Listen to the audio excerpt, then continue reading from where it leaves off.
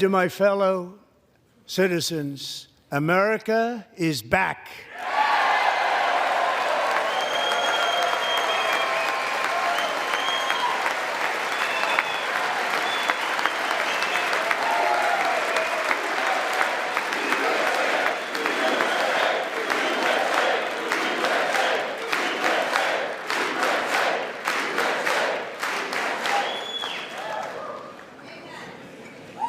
6 weeks ago, I stood beneath the dome of this Capitol and proclaimed the dawn of the golden age of America.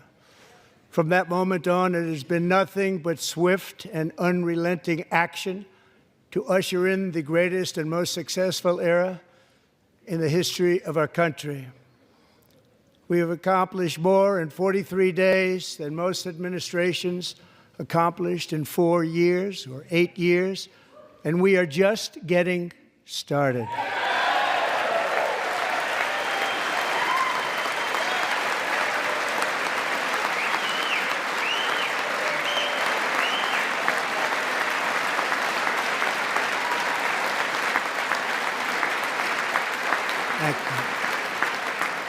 I return to this chamber tonight to report that America's momentum is back, our spirit is back, our pride is back, our confidence is back, and the American dream is surging bigger and better than ever before.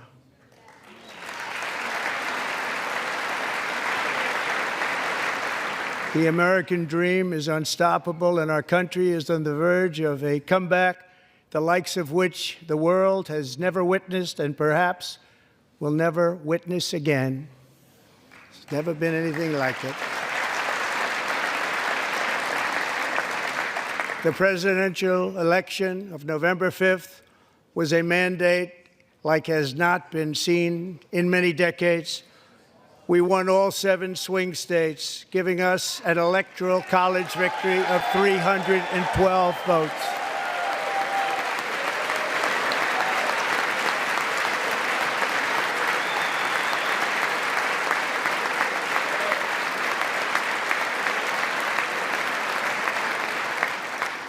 We won the popular vote by big numbers and won counties in our country.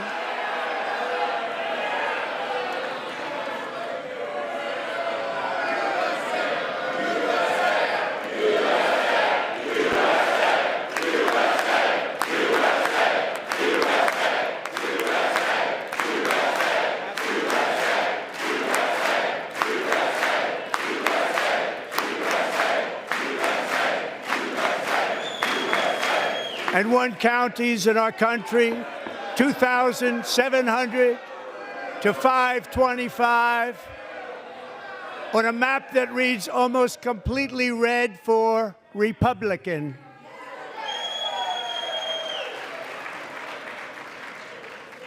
Now, for the first time in modern history, more Americans believe that our country is headed in the right direction than the wrong direction. In fact, it's an astonishing record, 27-point swing, the most ever.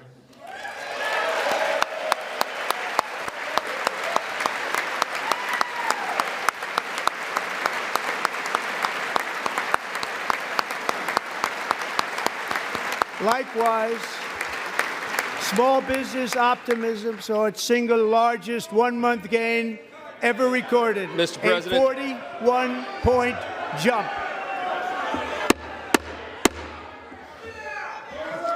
Members are directed to uphold and maintain decorum in the House and to cease any further disruptions. That's your warning.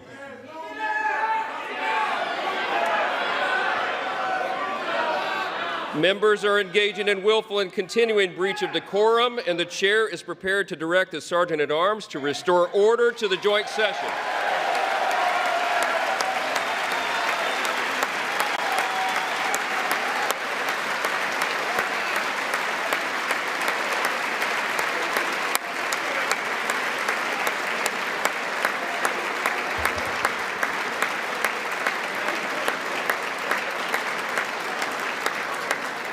Mr. Green, take your seat. Take your seat, sir. Take your seat. Finding that members continue to engage in willful and concerted disruption of proper decorum, the chair now directs the Sergeant-at-Arms to restore order. Remove this gentleman from the chamber.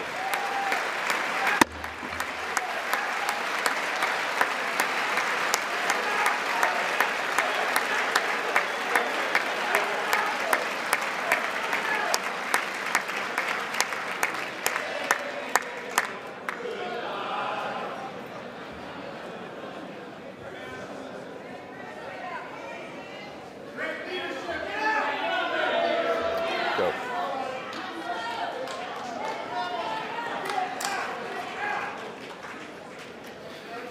Members are directed to uphold and maintain decorum in the House. Mr. President, you continue. Thank you. Over the past 6 weeks, I have signed nearly 100 executive orders and taken more than 400 executive actions, a record to restore common sense, safety, optimism, and wealth all across our wonderful land. The people elected me to do the job, and I'm doing it.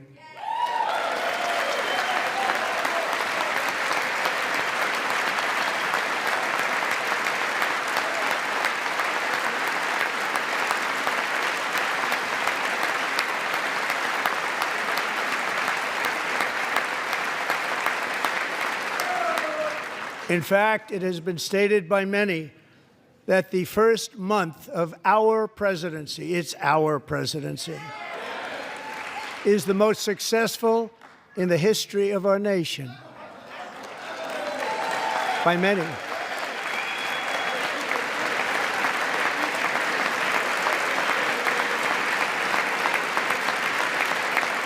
And what makes it even more impressive is that, do you know who number 2 is? George Washington. How about that? How about that? I don't know about that list, but we'll take it. Within hours of taking the oath of office, I declared a national emergency on our southern border, and I deployed the U.S. military and Border Patrol to repel the invasion of our country. And what a job they've done. As a result, illegal border crossings last month were by far the lowest ever recorded, ever.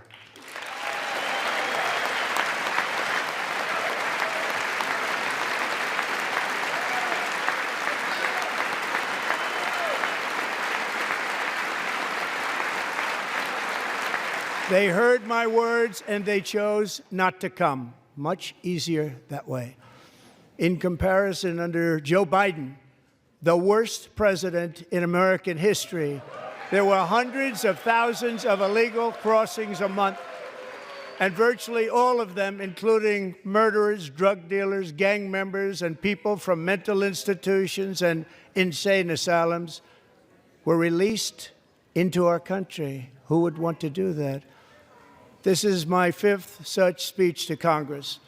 And once again, I look at the Democrats in front of me, and I realize there is absolutely nothing I can say to make them happy or to make them stand or smile or applaud. Nothing I can do. I could find a cure to the most devastating disease, a disease that would wipe out entire nations, or announce the answers to the greatest economy in history, or the stoppage of crime to the lowest levels ever recorded. And these people sitting right here will not clap, will not stand, and certainly will not cheer for these astronomical achievements. They won't do it, no matter what. Five times I've been up here. It's very sad, and it just shouldn't be this way.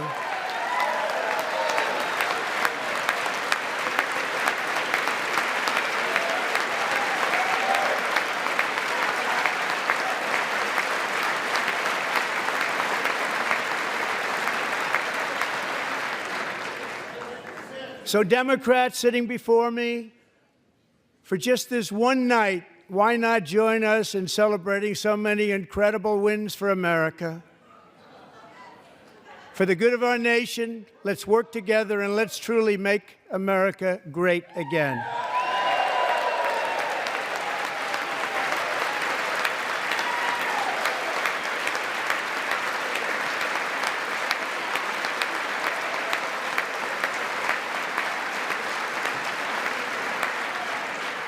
Every day my administration is fighting to deliver the change America needs to bring a future that America deserves, and we're doing it. This is a time for big dreams and bold action. Upon taking office, I imposed an immediate freeze on all federal hiring, a freeze on all new federal regulations, and a freeze on all foreign aid.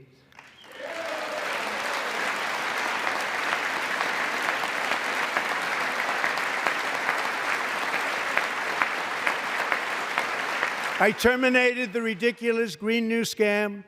I withdrew from the unfair Paris Climate Accord, which was costing us trillions of dollars that other countries were not paying. I withdrew from the corrupt World Health Organization.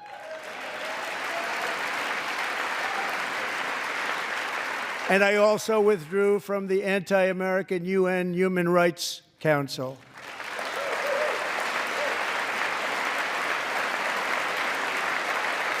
We ended all of Biden's environmental restrictions that were making our country far less safe and totally unaffordable. And importantly, we ended the last administration's insane electric vehicle mandate, saving our auto workers and companies from economic destruction.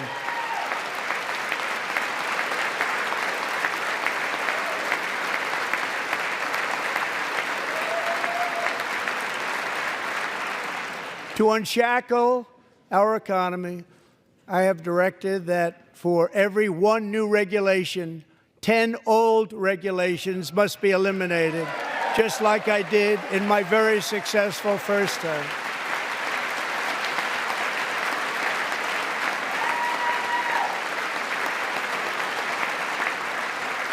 And in that first term, we set records on ending unnecessary rules and regulations like no other president had done before. We ordered all federal workers to return to the office. They will either show up for work in person or be removed from their job.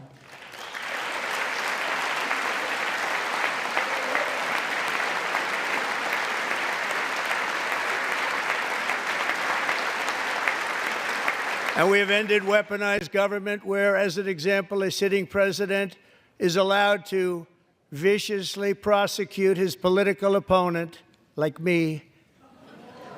How did that work out? Not too good. Not too good.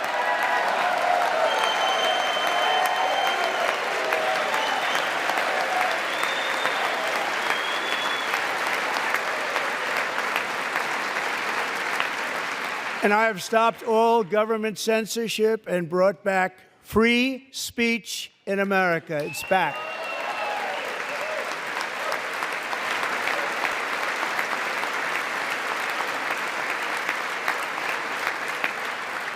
And 2 days ago, I signed an order making English the official language of the United States of America.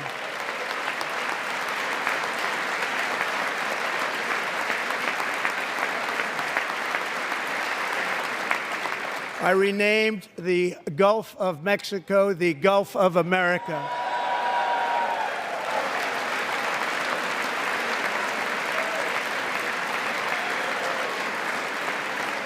And likewise, I renamed, for a great president, William McKinley, Mount McKinley again. Beautiful Alaska. We love Alaska. We've ended the tyranny of so-called diversity, equity, and inclusion policies all across the entire federal government and, indeed, the private sector and our military. And our country will be woke no longer.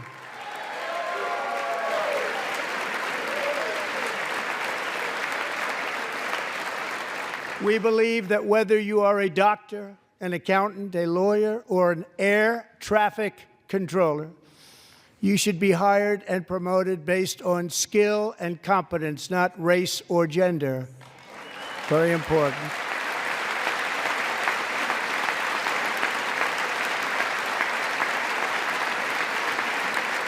You should be hired based on merit. And the Supreme Court, in a brave and very powerful decision, has allowed us to do so. Thank you. Thank you very much. Thank you. We have removed the poison of critical race theory from our public schools, and I signed an order making it the official policy of the United States government that there are only two genders, male and female.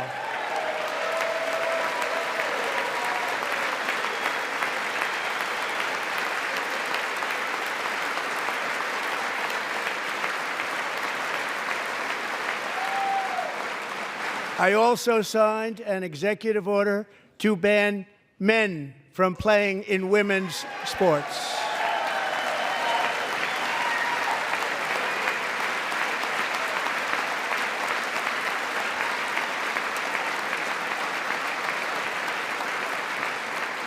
Three years ago, Peyton McNabb was an all-star high school athlete, one of the best, preparing for a future in college sports.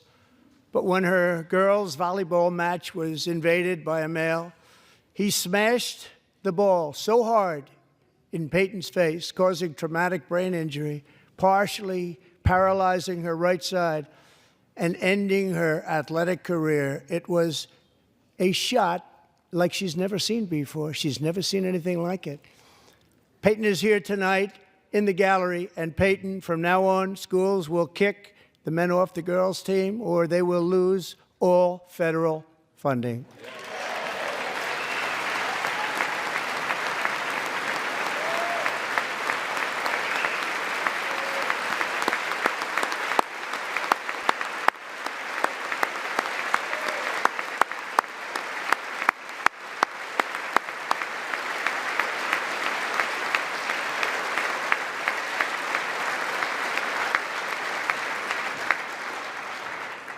And if you really want to see numbers, just take a look at what happened in the women's boxing, weightlifting, track and field, swimming, or cycling, where a male recently finished a long-distance race 5 hours and 14 minutes ahead of a woman for a new record by 5 hours. Broke the record by 5 hours. It's demeaning for women, and it's very bad for our country. We're not going to put up with it any longer.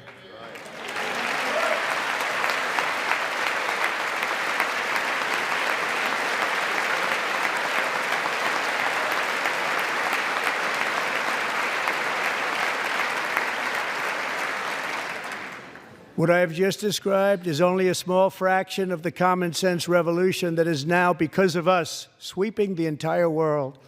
Common sense has become a common theme, and we will never go back. Never. Never going to let that happen. Among my very highest priorities is to rescue our economy and get dramatic and immediate relief to working families. As you know, we inherited from the last administration an economic catastrophe and an inflation nightmare. Their policies drove up energy prices, pushed up grocery costs, and drove the necessities of life out of reach for millions and millions of Americans. They've never had anything like it. We suffered the worst inflation in 48 years, but perhaps even in the history of our country. They're not sure. As president, I'm fighting every day to reverse this damage and make America affordable again.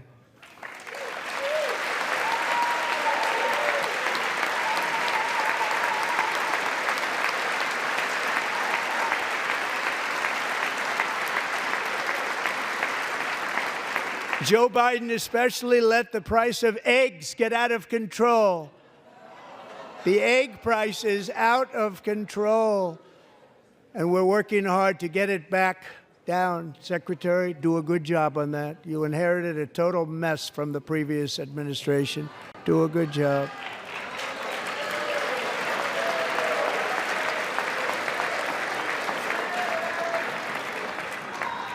A major focus of our fight to defeat inflation is rapidly reducing the cost of energy.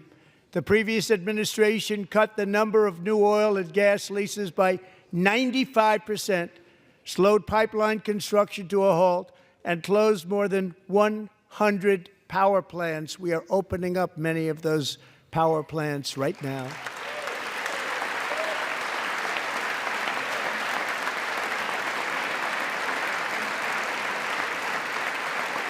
And frankly, we have never seen anything like it. That's why on my first day in office, I declared a national energy emergency. As you've heard me say many times, we have more liquid gold under our feet than any nation on earth, and by far. And now I fully authorize the most talented team ever assembled to go and get it. It's called Drill, Baby, Drill.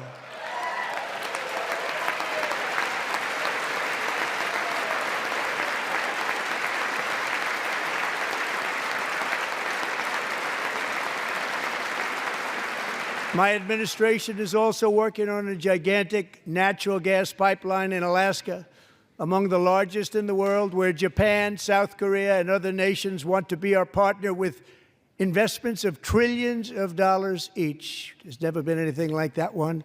It will be truly spectacular. It's all set to go. The permitting is gotten. And later this week, I will also take historic action to dramatically expand production of critical minerals and rare earths here in the USA.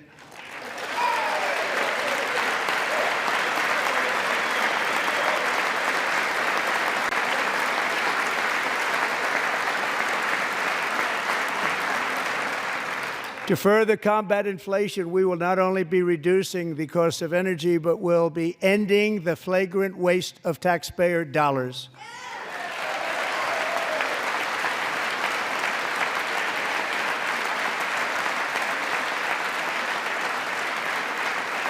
And to that end, I have created the brand new Department of Government Efficiency, DOGE. Perhaps you've heard of it. Perhaps.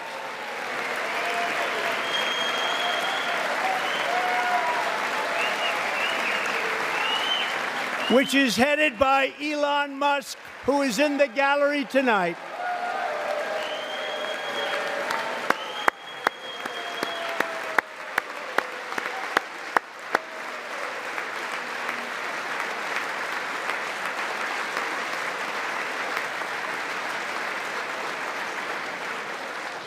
Thank you, Elon. He's working very hard. He didn't need this. He didn't need this. Thank you very much. We appreciate it. Everybody here, even this side, appreciates it, I believe. They just don't want to admit that. Just listen to some of the appalling waste we have already identified. $22 billion from HHS to provide free housing and cars for illegal aliens. $45 million for diversity, equity, and inclusion scholarships in Burma. $40 million to improve the social and economic inclusion of sedentary migrants. Nobody knows what that is. $8 million to promote LGBTQI+ in the African nation of Lesotho, which nobody has ever heard of. $60 million for indigenous peoples and Afro-Colombian empowerment in Central America. $60 million. $8 million for making mice transgender. This is real. $32 million for a left-wing propaganda operation in Moldova. $10 million for male circumcision in Mozambique. $20 million for the Arab Sesame Street in the Middle East. It's a program. $20 million for a program. $1.9 billion to recently created Decarbonization of Homes Committee, headed up, and we know she's involved. Just at the last moment, the money was passed over by a woman named Stacey Abrams. Have you ever heard of her? A $3.5 million consulting contract for lavish fish monitoring. $1.5 million for voter confidence in Liberia, $14 million for social cohesion in Mali, $59 million for illegal alien hotel rooms in New York City. He's a real estate developer. He's done very well. $250,000 to increase vegan local climate action innovation in Zambia. $42 million for social and behavior change in Uganda. $14 million for improving public procurement in Serbia. $47 million for improving learning outcomes in Asia. Asia's doing very well with learning. I don't know what we're doing. We should use it ourselves. And $101 million for DEI contracts at the Department of Education, the most ever paid, nothing even like it. Under the Trump administration, all of these scams, and they're far worse, but I didn't think it was appropriate to talk about them. They're so bad. Many more have been found out and exposed and swiftly terminated by a group of very intelligent, mostly young people, headed up by Elon, and we appreciate it. We found hundreds of billions of dollars of fraud.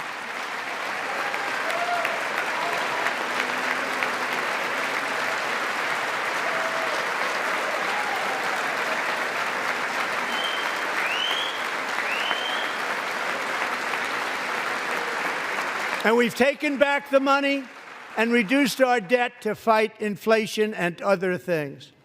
Taken back a lot of that money. We got it just in time. This is just the beginning. The Government Accountability Office, a federal government office, has estimated annual fraud of over $500 billion in our nation, and we are working very hard to stop it. We're going to. We're also identifying shocking levels of incompetence and probable fraud in the Social Security program for our seniors, and that our seniors and people that we love rely on. Believe it or not, government databases list 4.7 million Social Security members from people aged 100 to 109 years old. It lists 3.6 million people from ages 110 to 119. I don't know any of them. I know some people that are rather elderly, but not quite that elderly. 3.47 million people from ages 120 to 129. 3.9 million people from ages 130 to 139. 3.5 million people from ages 140 to 149. And money is being paid to many of them, and we're searching right now. In fact, Pam, good luck. Good luck. You're going to find it. But a lot of money is paid out to people because it just keeps getting paid, and nobody does, and it really hurts Social Security and hurts our country. 1.3 million people from ages 150 to 159, and over 130,000 people, according to the Social Security databases, are age over 160 years old. We have a healthier country than I thought, Bobby.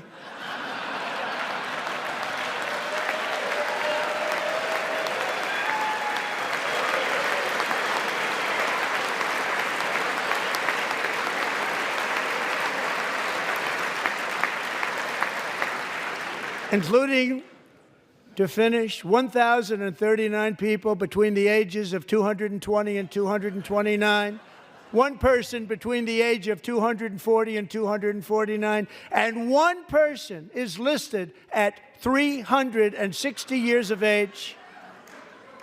More than 100 years. More than 100 years older than our country. But we're going to find out where that money's going, and it's not going to be pretty. By slashing all of the fraud, waste, and theft we can find, we will defeat inflation, bring down mortgage rates, lower car payments, and grocery prices, protect our seniors, and put more money in the pockets of American families.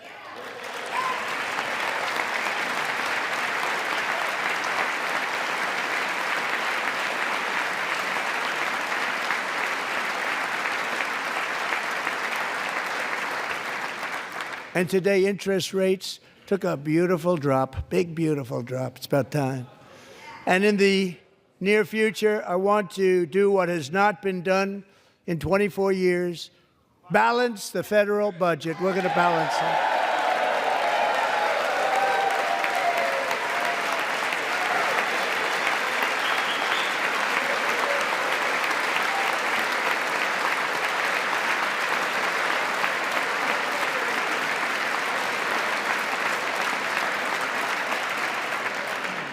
With that goal in mind, we have developed in great detail what we are calling the Gold Card, which goes on sale very, very soon. For $5 million, we will allow the most successful job-creating people from all over the world to buy a path to U.S. citizenship. It's like the green card, but better and more sophisticated. And these people will have to pay tax in our country. They won't have to pay tax from where they came. The money that they've made, you wouldn't want to do that, but they have to pay tax, create jobs. They'll also be taking people out of colleges and paying for them so that we can keep them in our country instead of having them being forced out. Number one, at the top school, as an example, being forced out and not being allowed to stay and create tremendous numbers of jobs and great success for a company out there. So while we take out the criminals, killers, traffickers, and child predators who are allowed to enter our country under the open border policy of these people, the Democrats, the Biden administration, the open border insane policies that you've allowed to destroy our country, we will now bring in brilliant, hardworking, job-creating people. They're going to pay a lot of money, and we're going to reduce our debt with that money.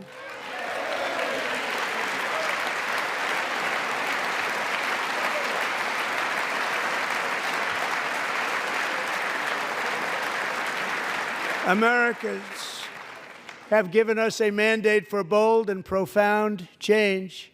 For nearly 100 years, the federal bureaucracy has grown until it has crushed our freedoms, ballooned our deficits, and held back America's potential in every possible way. The nation founded by pioneers and risk-takers now drowns under millions and millions of pages of regulations and debt. Approvals that should take 10 days to get instead take 10 years, 15 years, and even 20 years before you're rejected. Meanwhile, we have hundreds of thousands of federal workers who have not been showing up to work. My administration will reclaim power from this unaccountable bureaucracy, and we will restore true democracy to America again.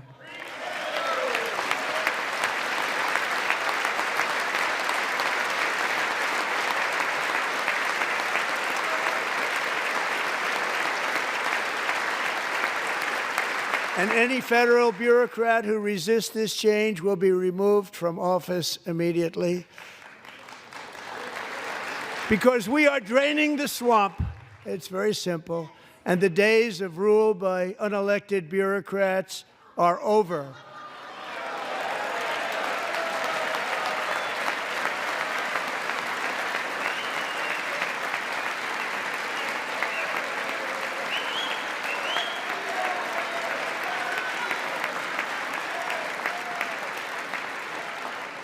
And the next phase of our plan to deliver the greatest economy in history is for this Congress to pass tax cuts for everybody. They're in there. They're waiting for you to vote. And I'm sure that the people on my right, I don't mean the Republican right, but my right here, I'm sure you're going to vote for those tax cuts, because otherwise I don't believe the people will ever vote you into office. So I'm doing you a big favor by telling you that.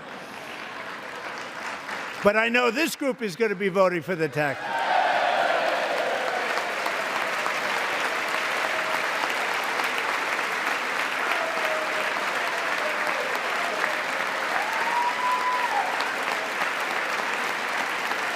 Thank you.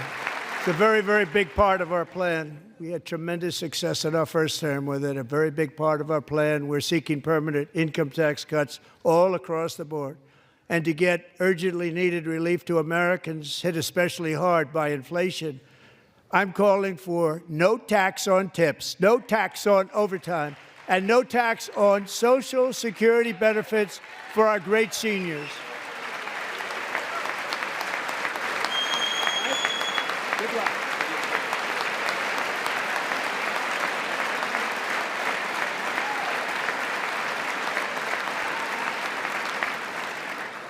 And I also want to make interest payments on car loans tax deductible, but only if the car is made in America.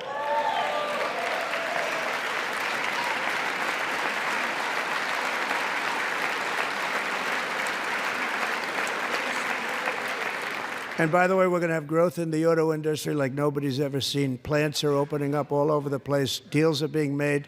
Never seen. That's a combination of the election win and tariffs. It's a beautiful word, isn't it?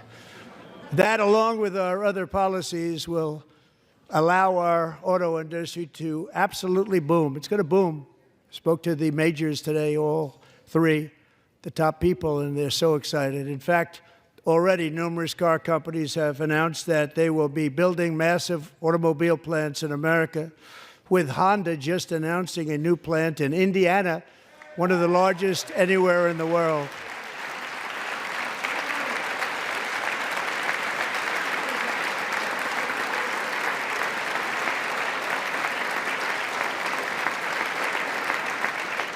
And this has taken place since our great victory on November 5th, a date which will hopefully go down as one of the most important in the history of our country.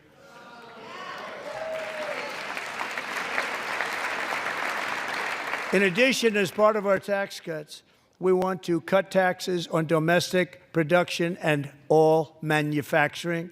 And just as we did before, we will provide 100% expensing.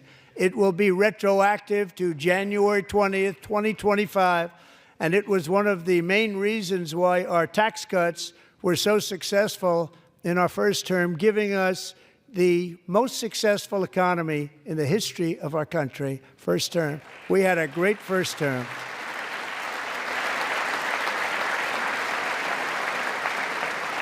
If you don't make your product in America, however, under the Trump administration, you will pay a tariff, and in some cases, a rather large one. Other countries have used tariffs against us for decades, and now it's our turn to start using them against those other countries. On average, the European Union, China, Brazil, India, Mexico, and Canada, have you heard of them?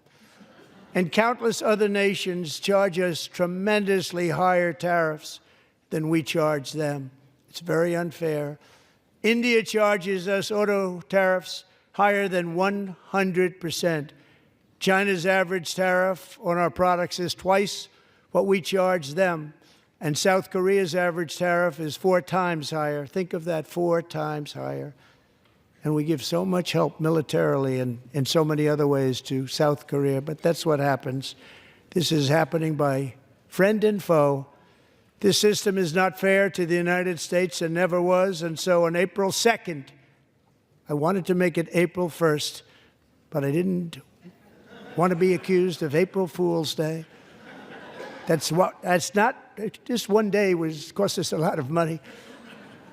But we're going to do it in April. I'm a very superstitious person. April 2nd, reciprocal tariffs kick in.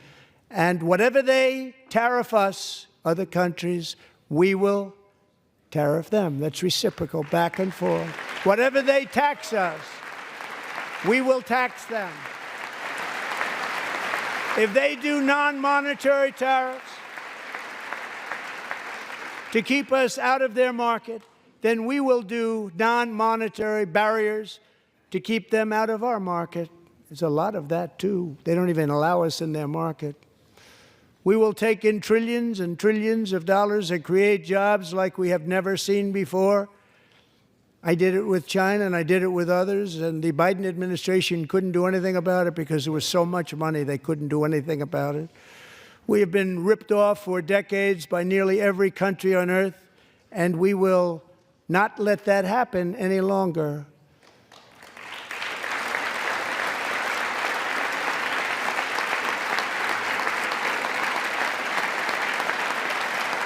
Much has been said over the last 3 months about Mexico and Canada, but we have very large deficits with both of them. But even more importantly, they've allowed fentanyl to come into our country at levels never seen before, killing hundreds of thousands of our citizens and many very young, beautiful people, destroying families. Nobody's ever seen anything like it. They are, in effect, receiving subsidies of hundreds of billions of dollars. We pay subsidies to Canada and to Mexico of hundreds of billions of dollars, and the United States will not be doing that any longer. We're not going to do it any longer.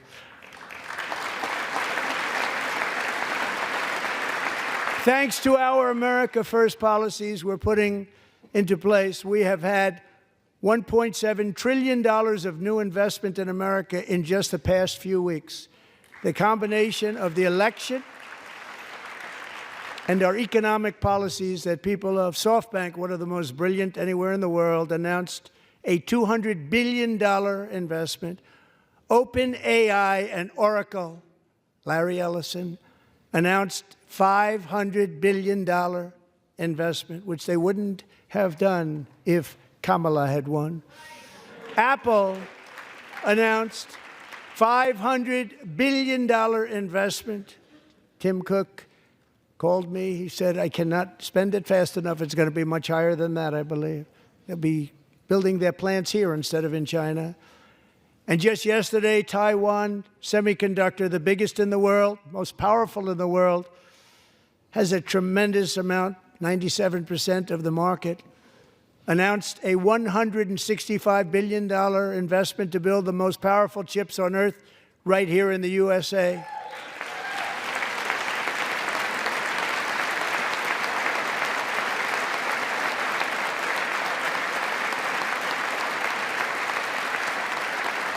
And we're not giving them any money. Your CHIPS Act is a horrible, horrible thing. We give hundreds of billions of dollars, and it doesn't mean a thing. They take our money and they don't spend it. All that meant to them, we're giving them no money. All that was important to them was they didn't want to pay the tariffs, so they came and they're building, and many other companies are coming. We don't have to give them money. We just want to protect our businesses and our people. And they will come because they won't have to pay tariffs if they build in America. So it's very amazing. You should get rid of the CHIP Act, and whatever's left over, Mr. Speaker, you should use it to reduce debt or any other reason you want to.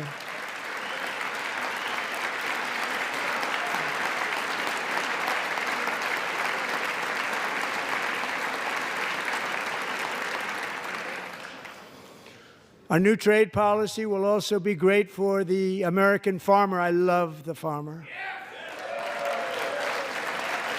who will now be selling into our home market, the USA, because nobody is going to be able to compete with you.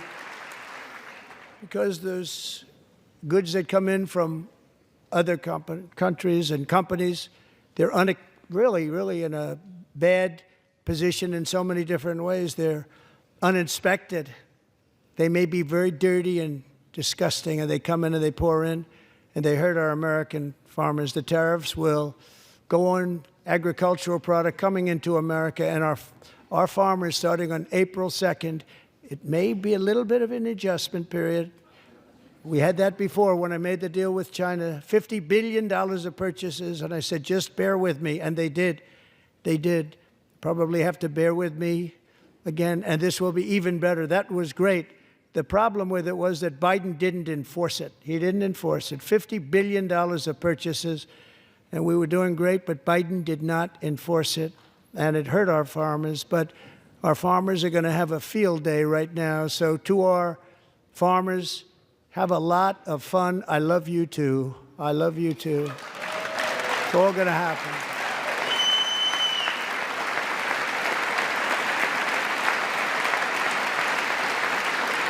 And I have also imposed a 25% tariff on foreign aluminum, copper, lumber, and steel because If we don't have, as an example, steel and lots of other things, we don't have a military and frankly we just won't have a country very long. Here today is a proud American steelworker, fantastic person from Decatur, Alabama. Jeff Denard has been working at the same steel plant for 27 years in a job that has allowed him to serve as the captain of his local volunteer fire department, raise 7 children with his beautiful wife, Nicole, and over the years provide a loving home for more than 40 foster children. So great, Jeff.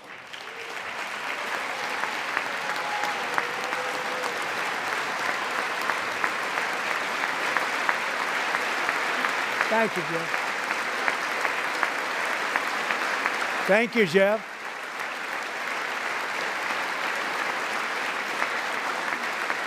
Stories like Jeff's remind us that tariffs are not just about protecting American jobs. They're about protecting the soul of our country.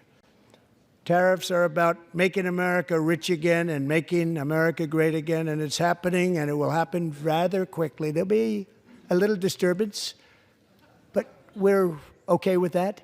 It won't be much. No, you're not. Oh. And look where Biden took us, very low, the lowest we've ever been. Jeff, I want to thank you very much, and I also want to recognize another person who has devoted herself to foster care community. She works so hard on it. A very loving person, our magnificent First Lady of the United States.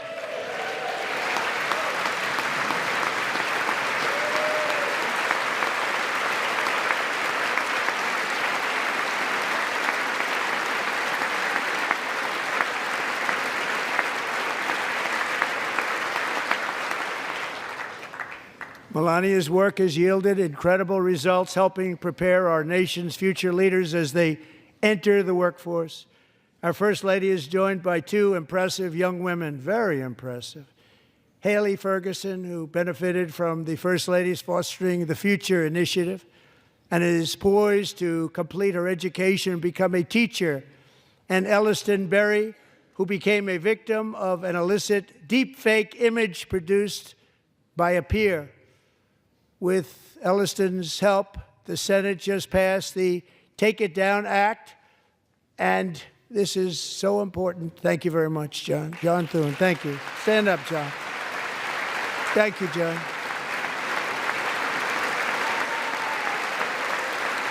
Thank you all very much.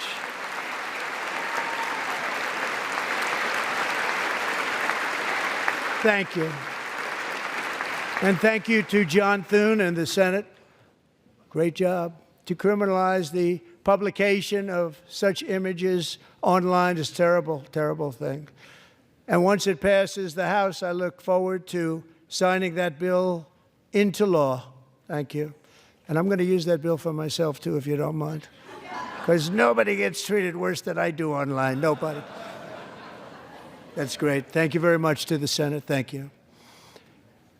But if we truly care about protecting Americans' children, no step is more crucial than securing America's borders.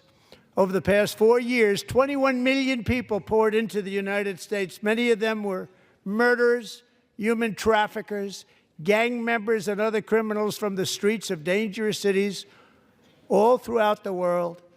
Because of Joe Biden's insane and very dangerous open border policies, they are now strongly embedded in our country, but we are getting them out and getting them out fast.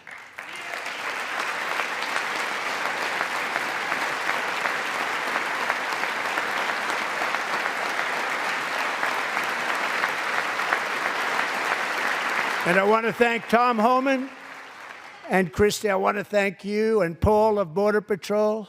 I want to thank you. What a job they've all done. Everybody, Border Patrol, ICE, law enforcement in general is incredible. We have to take care of our law enforcement.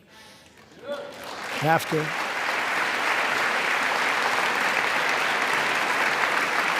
Last year,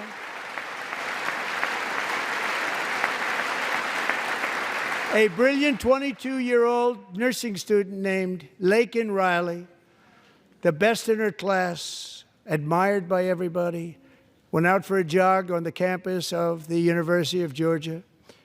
That morning, Laken was viciously attacked, assaulted, beaten, brutalized, and horrifically murdered.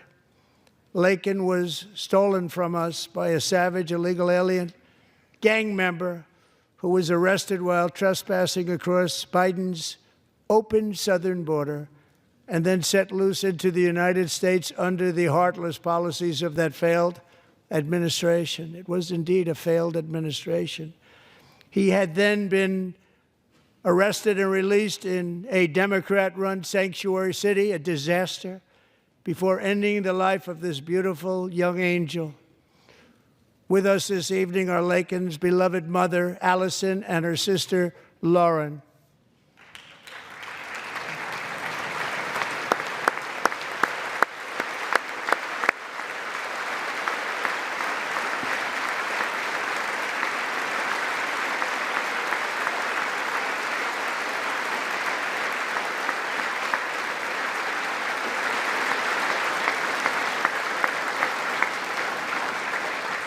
Last year, I told Laken's grieving parents that we would ensure their daughter would not have died in vain.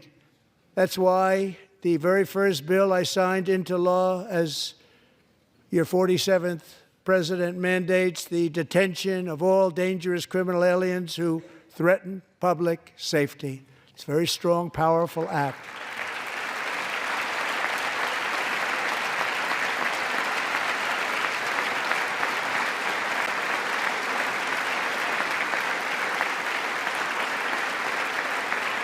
It's called the Laken-Riley Act.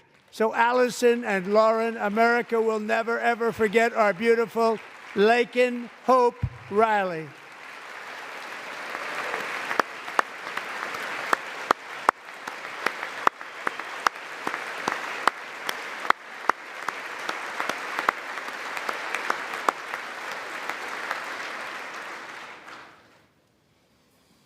Thank you very much. Since taking office, my administration has launched the most sweeping border and immigration crackdown in American history, and we quickly achieved the lowest numbers of illegal border crossers ever recorded. Thank you.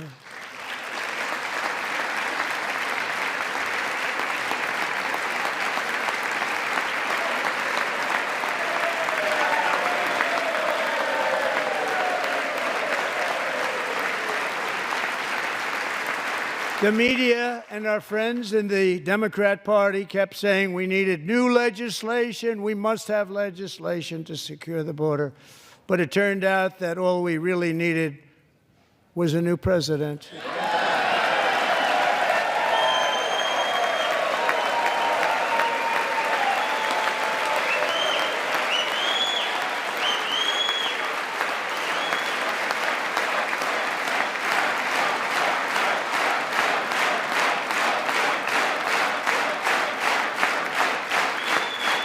Thank you.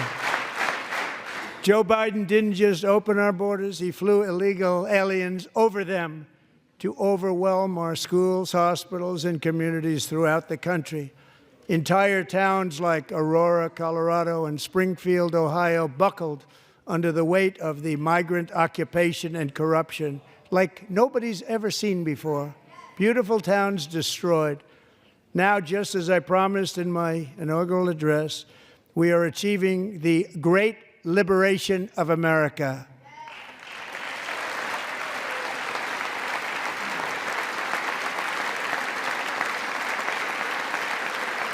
But there still is much work to be done. Here tonight is a woman I have gotten to know, Alexis Nungari from Houston. Wonderful woman. Last June, Alexis's 12-year-old daughter, her precious Jocelyn, walked to a nearby convenience store. She was kidnapped, tied up, assaulted for 2 hours under a bridge, and horrifically murdered. Arrested and charged with this heinous crime are 2 illegal alien monsters from Venezuela, released into America by the last administration through their ridiculous open border. The death of this beautiful 12-year-old girl and the agony of her mother and family touched our entire nation greatly. Alexis, I promised that we would always remember your daughter, your magnificent daughter, and earlier tonight I signed an order keeping my word to you. One thing I have learned about Jocelyn is that she loved animals so much. She loved nature. Across Galveston Bay, from where Jocelyn lived in Houston, you will find a magnificent national wildlife refuge, a pristine, peaceful, 34,000-acre sanctuary for all of God's creatures on the edge of the Gulf of America. Alexis, moments ago, I formally renamed that refuge in loving memory of your beautiful daughter, Jocelyn. So, Mr. Vice President, if you would, may I have the order?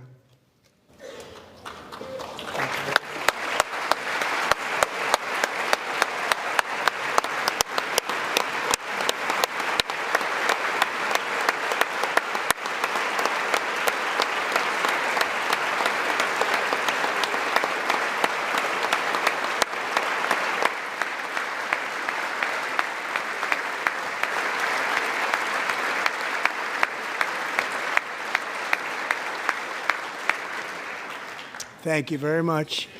All three savages charged with Jocelyn and Lakin's murders were members of the Venezuelan prison gang, the toughest gang, they say, in the world, known as Tren de Aragua.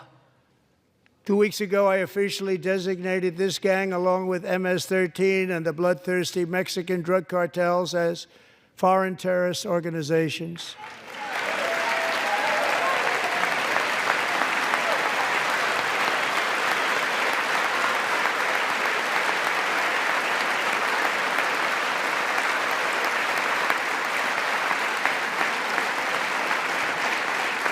They are now officially in the same category as ISIS, and that's not good for them. Countless thousands of these terrorists were welcomed into the U.S. by the Biden administration. But now every last one will be rounded up and forcibly removed from our country, or, if they're too dangerous, put in jails, standing trial in this country, because we don't want them to come back ever. With us this evening is a warrior on the front lines of that battle, Border Patrol Agent Roberto Ortiz. Great guy.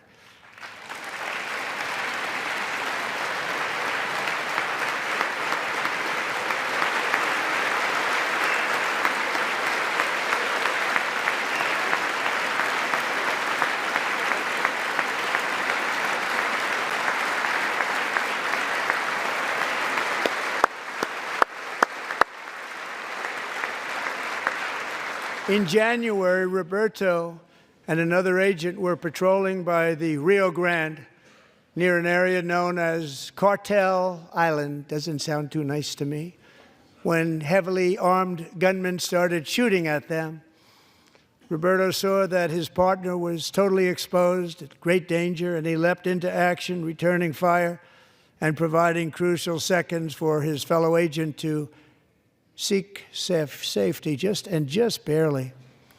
I have some of the prints of that event, and it was not good. Agent Ortiz, we salute you for your great courage and for your line of fire that you took and for the bravery that you showed. We honor you, and we will always honor you. Thank you, Roberto, very much.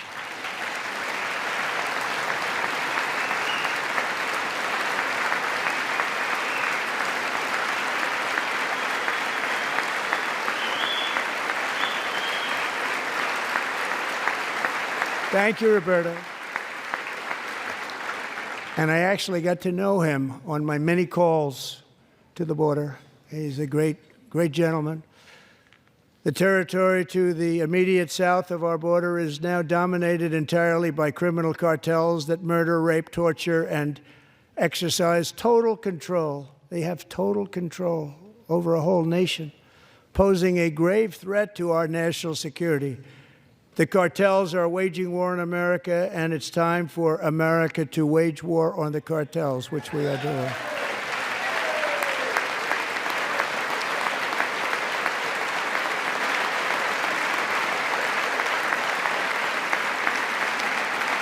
Five nights ago, Mexican authorities, because of our tariff policies being imposed on them, think of this, handed over to us 29 of the biggest cartel leaders in their country. That has never happened before. They want to make us happy. First time ever. But we need Mexico and Canada to do much more than they've done, and they have to stop the fentanyl and drugs pouring into the USA. They're going to stop it. I have sent Congress a detailed funding request laying out exactly how we will eliminate these threats to protect our homeland and complete the largest deportation operation in American history, larger even than current record holder President Dwight D. Eisenhower, a moderate man, but someone who believed very strongly in borders. Americans expect Congress to send me this funding without delay so I can sign it into law. So, Mr. Speaker, John Thune, both of you, I hope you're going to be able to do that. Mr. Speaker, thank you. Mr. Leader, thank you. Thank you very much. And let's get it to me. I'll sign it so fast, you won't even believe it.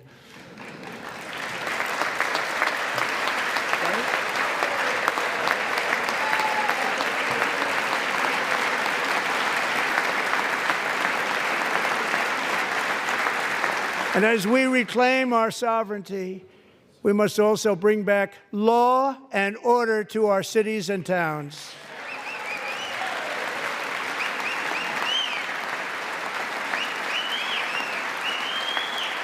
In recent years, our justice system has been turned upside down by radical left lunatics.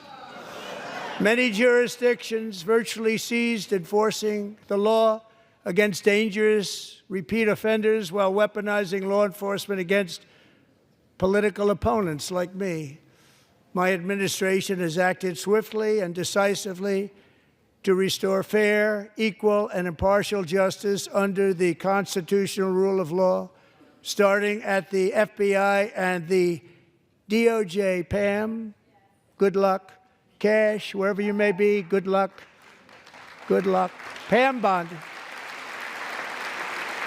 Good luck. So important. Going to do a great job. Cash, thank you. Thank you, Cash.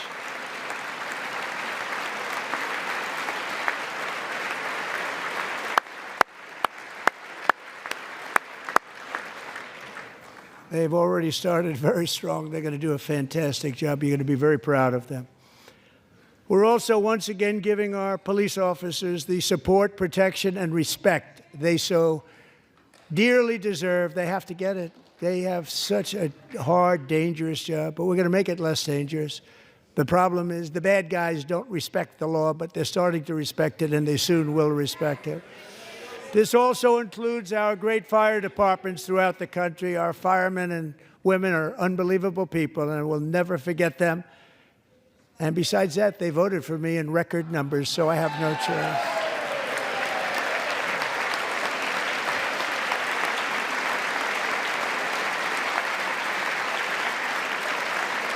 One year ago this month, 31-year-old New York police officer Jonathan Diller, unbelievably wonderful person and a great officer, was gunned down at a traffic stop on Long Island. I went to his funeral.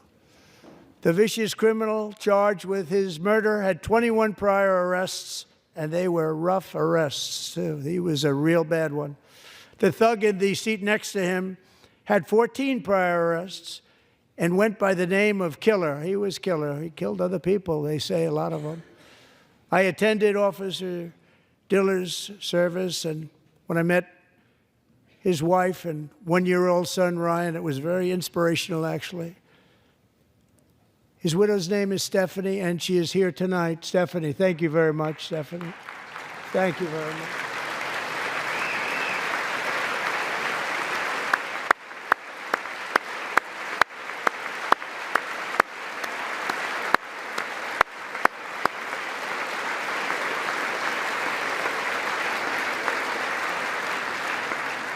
Stephanie, we're going to make sure that Ryan knows his dad was a true hero, New York's finest, and we're going to get these cold-blooded killers and repeat offenders off our streets, and we're going to do it fast.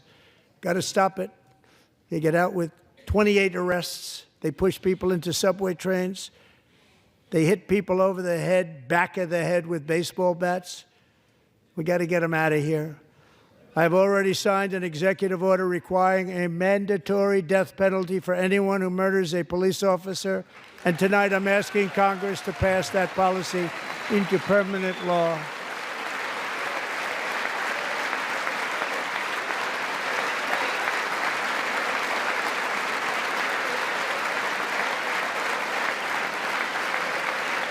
I'm also asking for a new crime bill getting tough on repeat offenders while enhancing protections for America's police officers so they can do their jobs without fear of their lives being totally destroyed. They don't want to be killed.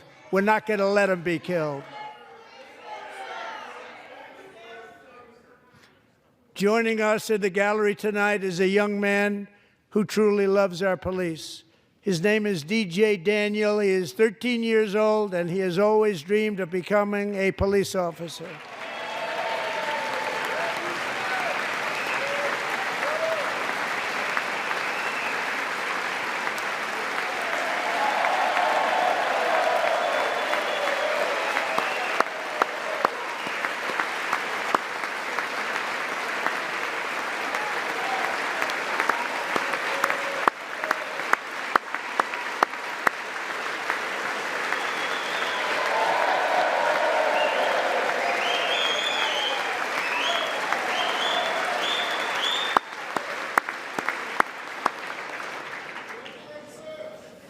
But in 2018, DJ was diagnosed with brain cancer. The doctors gave him 5 months at most to live. That was more than 6 years ago.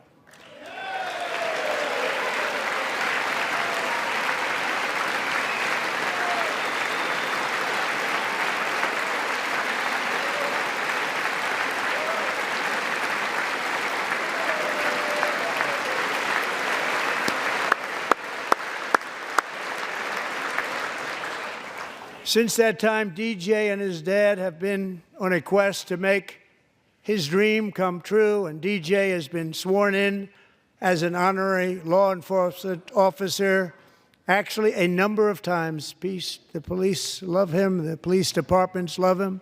And tonight, DJ, we're going to do you the biggest honor of them all.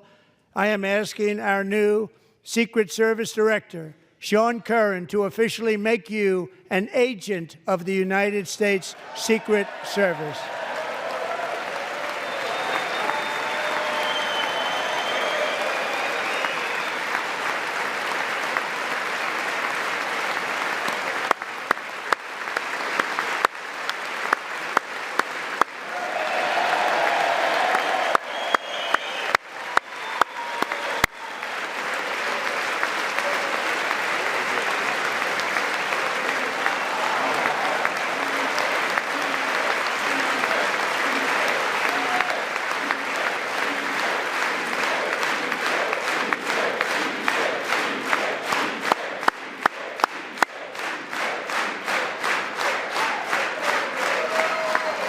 Thank you, DJ.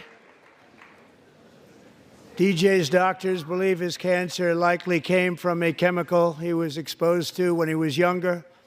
Since 1975, rates of child cancer have increased by more than 40%.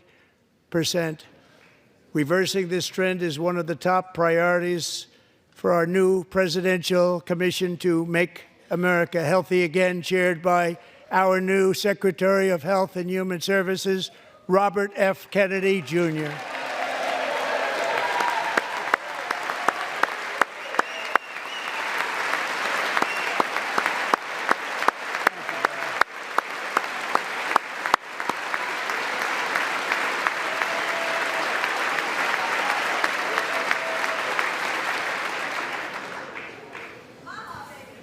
With the name Kennedy, you would have thought everybody over here would have been cheering. How quickly they forget. Our goal is to get toxins out of our environment, poisons out of our food supply, and keep our children healthy and strong. As an example, not long ago, and you can't even believe these numbers, 1 in 10,000 children had autism, 1 in 10,000, and now it's 1 in 36. There's something wrong, 1 in 36. Think of that. So we're going to find out what it is, and there's nobody better than Bobby and all of the people that are working with you. You have the best to figure out what is going on. Okay, Bobby, good luck. It's a very important job. Thank you. Go get him.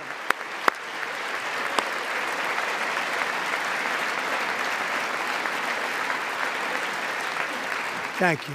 My administration is also working to protect our children from toxic ideologies in our schools. A few years ago, January Littlejohn and her husband discovered that their daughter's school had secretly socially transitioned their 13-year-old little girl. Teachers and administrators conspired to deceive January and her husband while encouraging her daughter to use a new name and pronouns. They, them pronoun, actually, all without telling January, who is here tonight and is now a courageous advocate against this form of child abuse. January, thank you. Thank you. Thank you very much.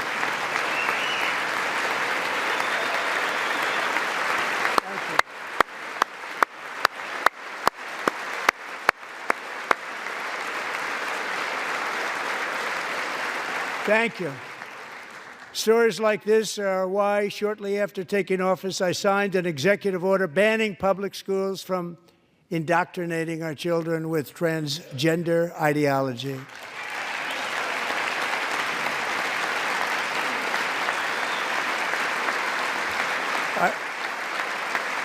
I also signed an order to cut off all taxpayer funding to any institution that engages in the sexual mutilation of our youth.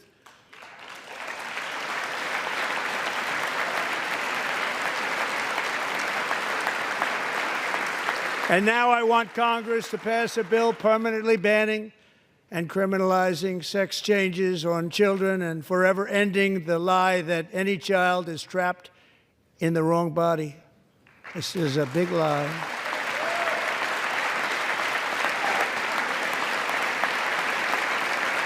And our message to every child in America is that you are perfect exactly the way God made you.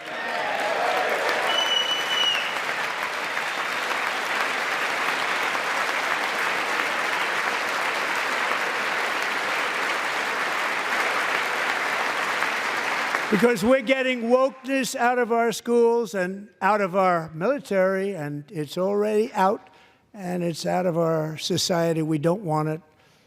Wokeness is trouble. Wokeness is bad. It's gone. It's gone. And we feel so much better for it, don't we? Don't we feel better? Our service members won't be activists and ideologues. They will be fighters and warriors. They will fight for our country. And Pete, congratulations. Secretary of Defense, congratulations.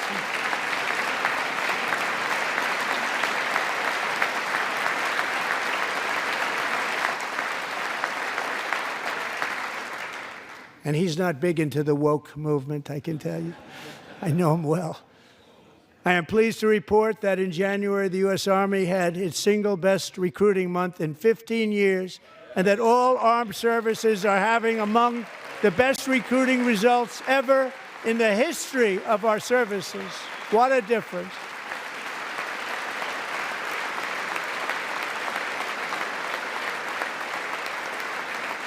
And you know, it was just a few months ago where the results were exactly the opposite. We couldn't recruit anywhere. We couldn't recruit. Now we're having the best results just about that we've ever had. What a tremendous turnaround. It's really a beautiful thing to see. People love our country again. It's very simple. They love our country, and they love being in our military again. So it's a great thing, and thank you very much. Great job. Thank you.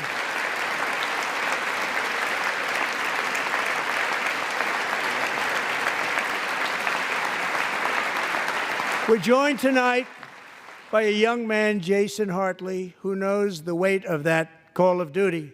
Jason's father, grandfather, and great-grandfather all wore the uniform.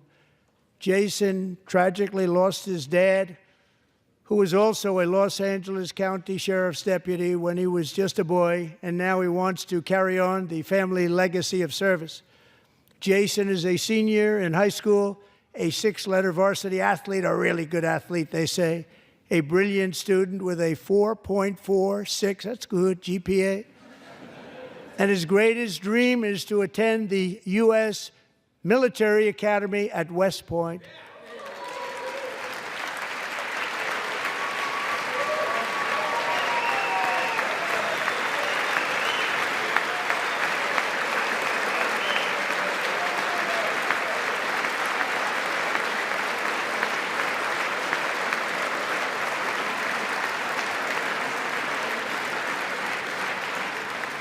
And Jason, that's a very big deal getting in. That's a hard one to get into. But I'm pleased to inform you that your application has been accepted.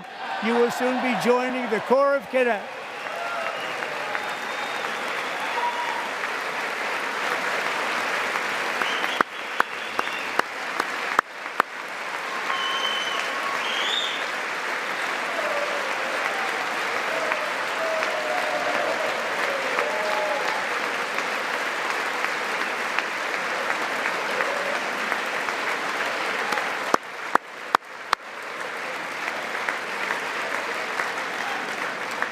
Thank you. Jason, you're going to be on the long gray line, Jason. As Commander-in-Chief, my focus is on building the most powerful military of the future. As a first step, I'm asking Congress to fund a state-of-the-art Golden Dome missile defense shield to protect our homeland, all made in the USA.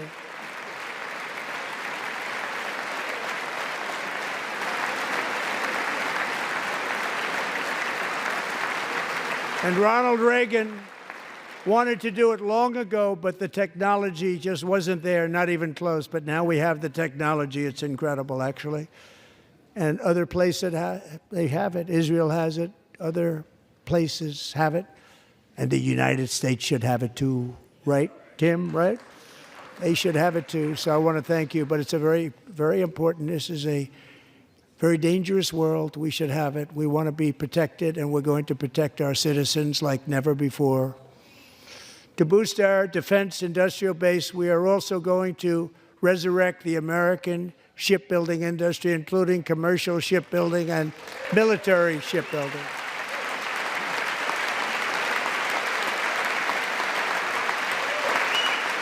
And for that purpose, I am announcing tonight that we will create a new Office of Shipbuilding in the White House and offer special tax incentives to bring this industry home to America where it belongs. We used to make so many ships. We don't make them anymore very much, but we're going to make them very fast, very soon. It will have a huge impact. To further enhance our national security, my administration will be reclaiming the Panama Canal, and we've already started doing it.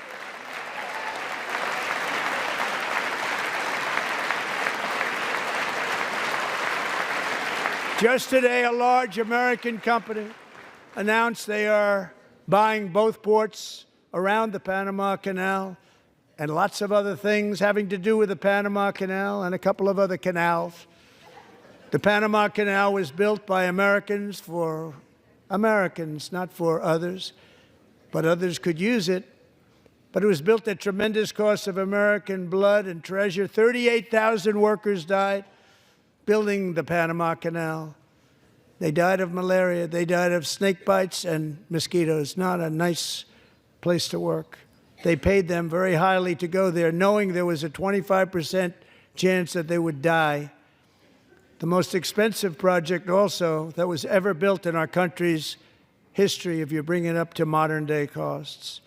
It was given away by the Carter administration for $1. But that agreement has been violated very severely. We didn't give it to China. We gave it to Panama, and we're taking it back.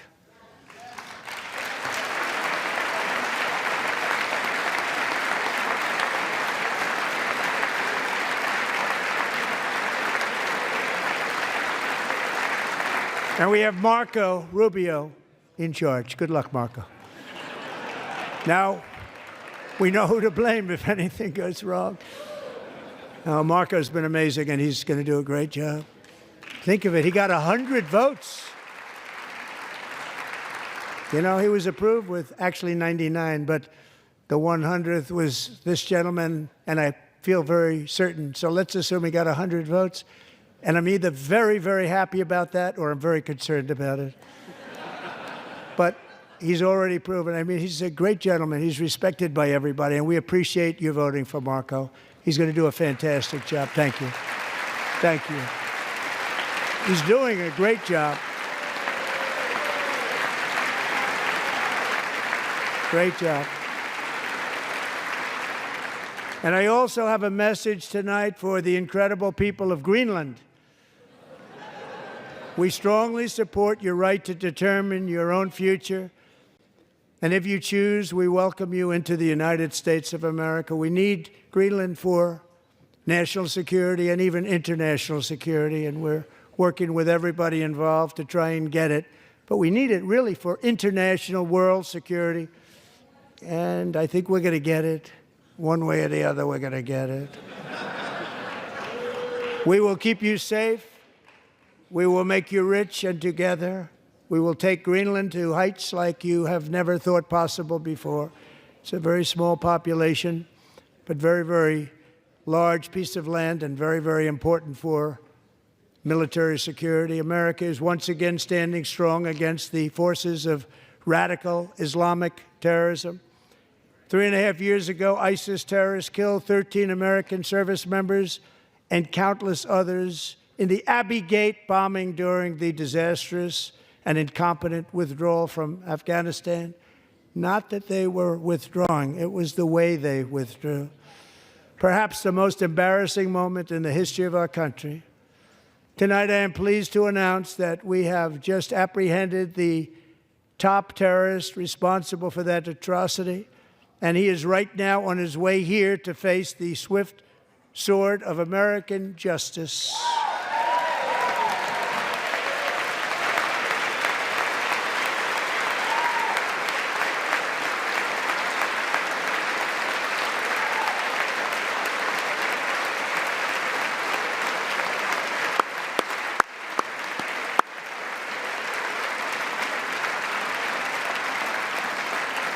And I want to thank especially the government of Pakistan for helping arrest this monster. This was a very momentous day for those 13 families who I actually got to know very well, most of them, whose children were murdered, and the many people that were so badly, over 42 people, so badly injured on that fateful day in Afghanistan. What a horrible day. Such incompetence was shown that when Putin saw what happened, I guess he said, wow, maybe this is my chance. That's how bad it was. Should have never happened. Grossly incompetent people. I spoke to many of the parents and loved ones, and they're all in our hearts tonight. Just spoke to them on the phone. We had a big call. Every one of them called, and everybody was on the line, and they did nothing but cry with happiness. They were very happy, as happy as you can be under those circumstances. Their child, brother, sister, son, daughter was killed for no reason whatsoever. In the Middle East, we're bringing back our hostages from Gaza. In my first term, we achieved one of the most groundbreaking peace agreements in generations, the Abraham Accords.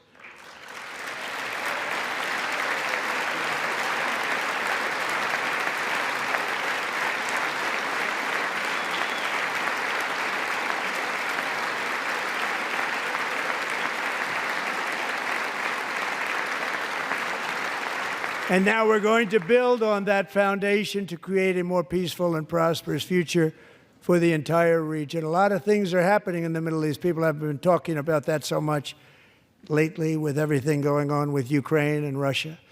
But a lot of things are happening in the Middle East. It's a rough neighborhood, actually.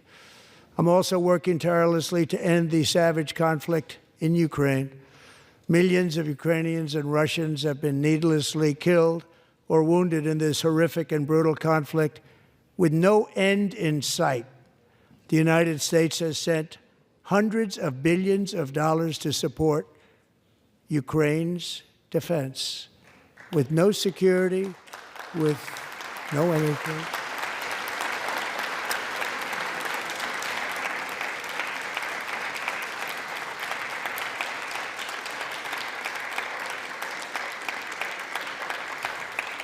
Do you want to keep it going for another 5 years?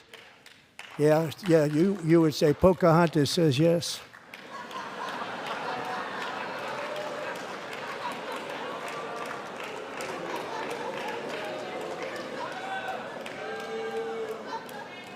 "2,000 people are being killed every single week. More than that. They're Russian young people. They're Ukrainian young people. They're not Americans, but I want it to stop. Meanwhile, Europe has sadly spent more money buying Russian oil and gas than they have spent on defending Ukraine, by far. Think of that. They've spent more buying Russian oil and gas than they have defending. And we've spent perhaps $350 billion, like taking candy from a baby. That's what happened. And they've spent $100 billion. What a difference that is. And we have an ocean separating us, and they don't. But we're getting along very well with them, and lots of good things are happening. Biden has authorized more money in this fight than Europe has spent by billions and billions of dollars. It's hard to believe that they wouldn't have stopped it and said at some point, come on, let's equalize. You got to be equal to us. But that didn't happen. Earlier today, I received an important letter from President Zelensky of Ukraine. The letter reads, Ukraine is ready to come to the negotiating table as soon as possible to bring lasting peace closer. Nobody wants peace more than the Ukrainians, he said. My team and I stand ready to work under President Trump's strong leadership to get a peace that lasts. We do really value how much America has done to help Ukraine maintain its sovereignty and independence. Regarding the agreement on minerals and security, Ukraine is ready to sign it at any time that is convenient for you. I appreciate that he sent this letter, just got it a little while ago. Simultaneously, we've had serious discussions with Russia and have received strong signals that they are ready for peace. Wouldn't that be beautiful? Wouldn't that be beautiful?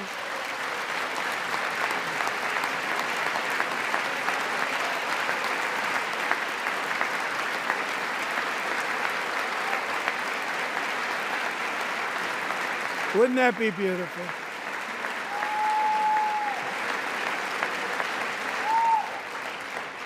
It's time to stop this madness. It's time to halt the killing. It's time to end this senseless war.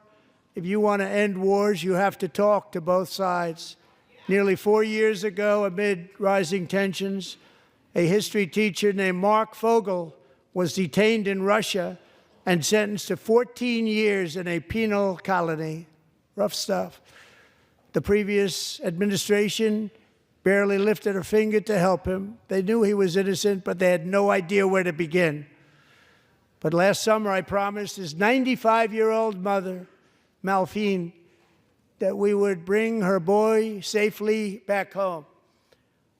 After 22 days in office, I did just that, and they are here tonight.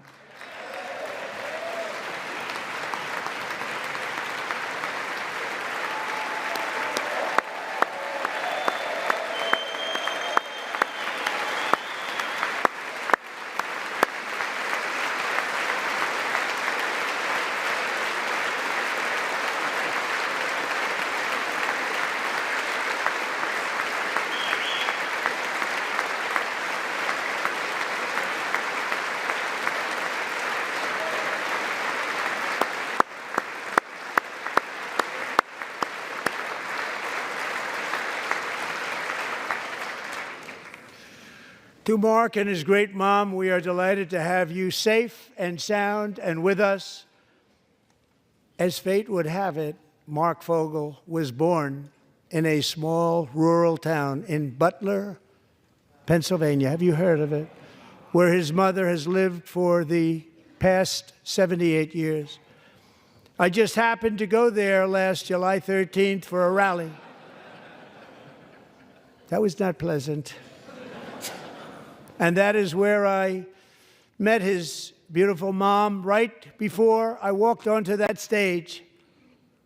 And I told her I would not forget what she said about her son. And I never did I? Never forgot. Less than 10 minutes later, at that same rally, gunfire rang out, and a sick and deranged assassin unloaded 8 bullets from his sniper's perch into a crowd of many thousands of people. My life was saved by a fraction of an inch, but some were not so lucky. Corey Comparator was a firefighter, a veteran, a Christian, a husband, a devoted father, and above all, a protector. When the sound of gunshots pierced the air, it was a horrible sound. Corey knew instantly what it was and what to do. He threw himself on top of his wife and daughters and shielded them from the bullets with his own body. Corey was hit really hard. You know the story from there. He sacrificed his life to save theirs. 2 others, very fine people, were also seriously hit. But thankfully, with the help of 2 great country doctors, we thought they were gone and they were saved. So those doctors had great talent. We're joined by Corey's wife, Helen, who was his high school sweetheart, and their 2 beloved daughters, Allison and Kaylee. Thank you.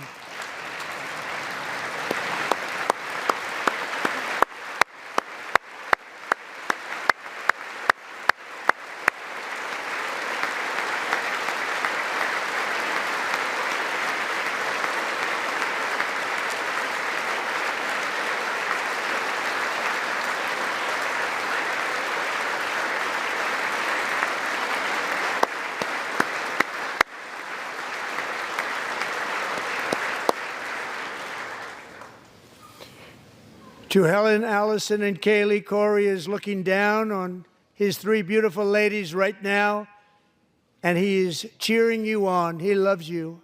He is cheering you on. Corey was taken from us much too soon, but his destiny was to leave us all with a shining example of the selfless devotion of a true American patriot.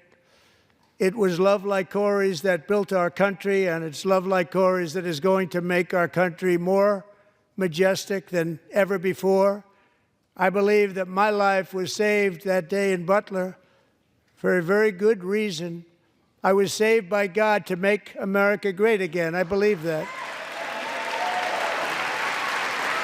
Thank you. Thank you.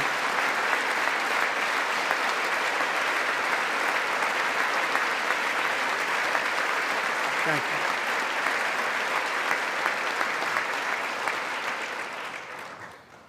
Thank you very much. From the patriots of Lexington and Concord to the heroes of Gettysburg and Normandy, from the warriors who crossed the Delaware to the trailblazers who climbed the Rockies, and from the legends who soared at Kitty Hawk to the astronauts who touched the moon, Americans have always been the people who defied all odds, transcended all dangers, made the most extraordinary sacrifices, and did whatever it took to defend our children, our country, and our freedom. And as we have seen in this chamber tonight, that same strength, faith, love, and spirit is still alive and thriving in the hearts of the American people. Despite the best efforts of those who would try to censor us, silence us, break us, destroy us, Americans are today a proud, free, sovereign, and independent nation that will always be free, and we will fight for it till death. We will never let anything happen to our beloved country, because we are a country of doers, dreamers, fighters, and survivors. Our ancestors crossed a vast ocean, strode into the unknown wilderness and carved their fortunes from the rock and soil of a perilous and very dangerous frontier. They chased our destiny across a boundless continent. They built the railroads, laid the highways, and graced the world with American marvels like the Empire State Building, the mighty Hoover Dam, and the towering Golden Gate Bridge. They lit the world with electricity, broke free of the force of gravity, fired up the engines of American industry, vanquished the communists, fascists, and Marxists all over the world, and gave us countless modern wonders sculptured out of iron, glass, and steel.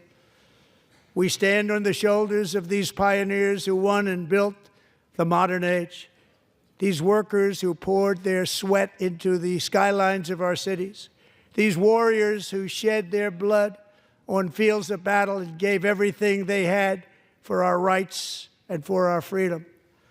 Now it is our time to take up the righteous cause of American liberty, and it is our turn to take America's destiny into our own hands and begin the most thrilling days in the history of our country. This will be our greatest era. With God's help, over the next 4 years, we are going to lead this nation even higher, and we are going to forge the freest, most advanced, most dynamic, and most dominant civilization ever to exist on the face of this earth. We are going to create the highest quality of life, build the safest and wealthiest and healthiest and most vital communities anywhere in the world. We are going to conquer the vast frontiers of science, and we are going to lead humanity into space and plant the American flag on the planet Mars and even far beyond.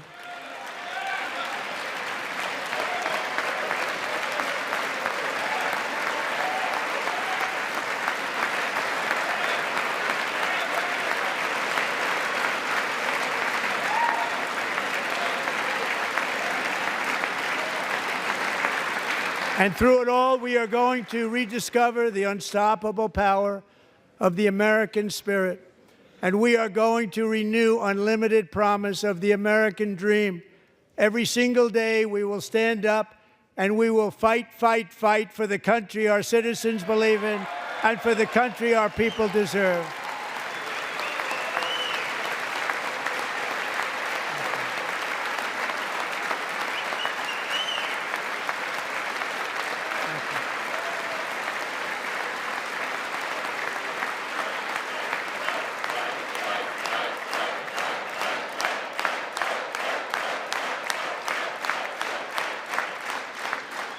My fellow Americans, get ready for an incredible future, because the golden age of America has only just begun.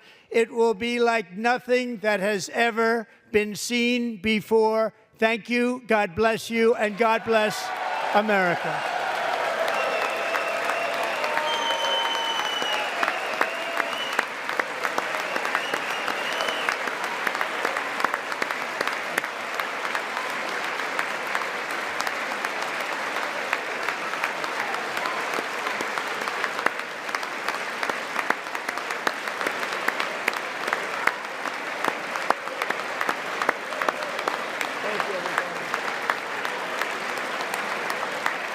Thank you.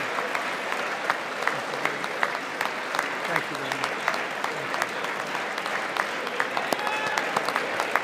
Thank you very much.